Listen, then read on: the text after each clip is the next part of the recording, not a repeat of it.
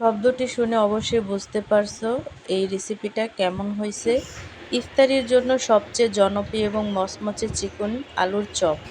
এই চপটি বাইরে হবে অসম্ভব ক্রিস্পি আর ভেতরটা হবে একদম সফট ও চিকেনে ঠাসা। তো এই রেসিপিটা আমি তোমাদের সাথে শেয়ার করব, তার জন্য কিন্তু এখানে কিন্তু আমি এক পিস পাউরুটি নিয়ে নিছি। তো সর্বফার্স্ট আমি তোমাদেরকে করে দেখাবো কিভাবে এই অরেঞ্জ কালার ব্রেড ক্রাম্বটা ঘরে তৈরি করা যায়। তো 500 টাকার জিনিস আমি আজকে ঘরে তৈরি করে দেখাবো। তো তার জন্য কিন্তু এখানে আমি রুটিটাকে ছোট ছোট টুকরো করে নিয়েছি, তারপরে ব্লেন্ড করে নেব। আর ব্লেন্ড করার পরেই কিন্তু আমি এখানে কালারটা অ্যাড করব। তো দেখো এইভাবে করে আমি ব্লেন্ড করে নিছি।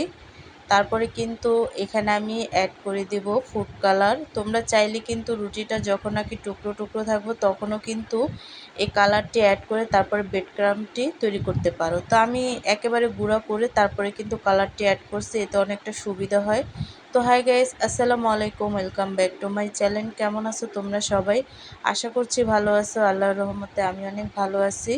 তো গাইস, ভিডিওটি ফার্স্ট থেকে লাস্ট পর্যন্ত দেখতে থাকো, আশা করছি ভালো লাগবে। আর ভালো লাগলে প্লিজ একটি লাইক আর একটি সাবস্ক্রাইব করে পাশে থাকবে।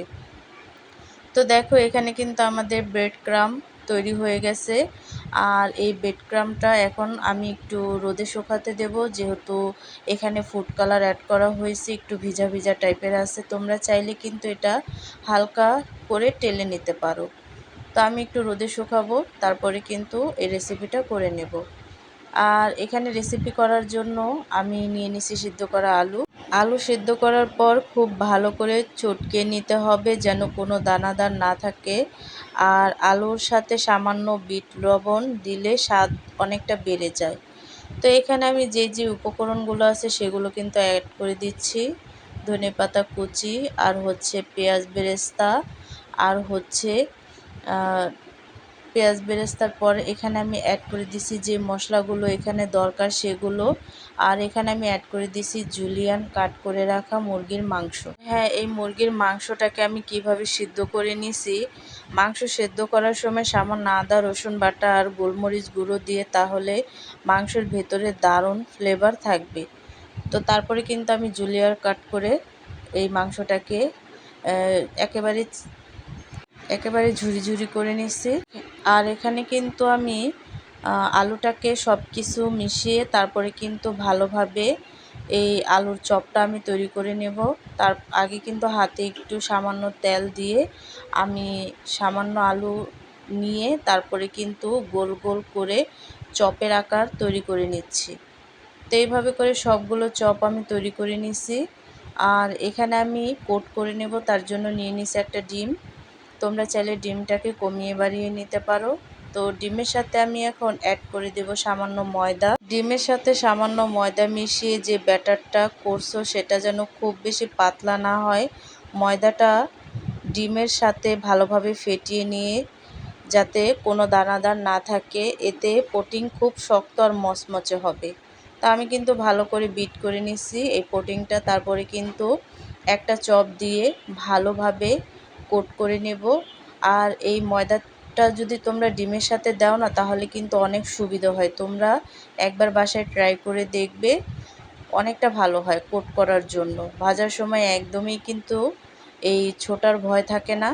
তারপর কিন্তু ব্রেড ক্রাম্বসের সাথে আমি ভালোভাবে গড়িয়ে নিব। আর এটা কিন্তু বাসায় যেই ব্রেড ক্রাম্বটা আমি একটু আগে তৈরি করছি সেটা দিয়েই কিন্তু আজকের রেসিপিটা আমি করে নিচ্ছি। তো এইভাবে করে কোট করে আমি কিন্তু কিছুক্ষণের জন্য ফ্রিজে রাখবো সেট হওয়ার জন্য।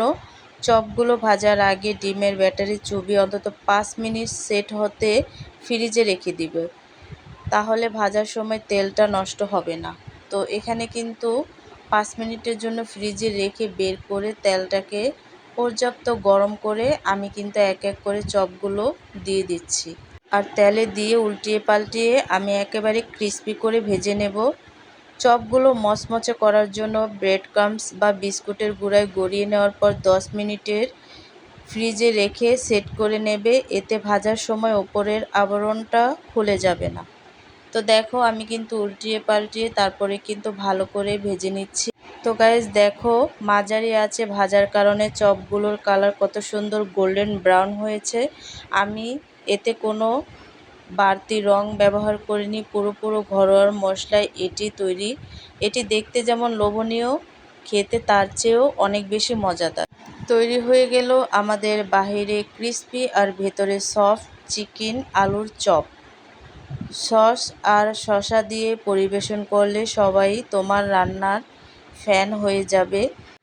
আর সবার শেষে একটি কথাই তোমাদের কাছে আমি বলতে চাই, ফার্স্টে যার ভিডিওই তোমরা দেখো না কেন, মাঝখান থেকে কখনোই ভিডিও ছেড়ে বের হবে না। এই কাজটি কিন্তু কখনোই করবে না, তাহলে কিন্তু তোমাদেরও ক্ষতি, আমারও ক্ষতি।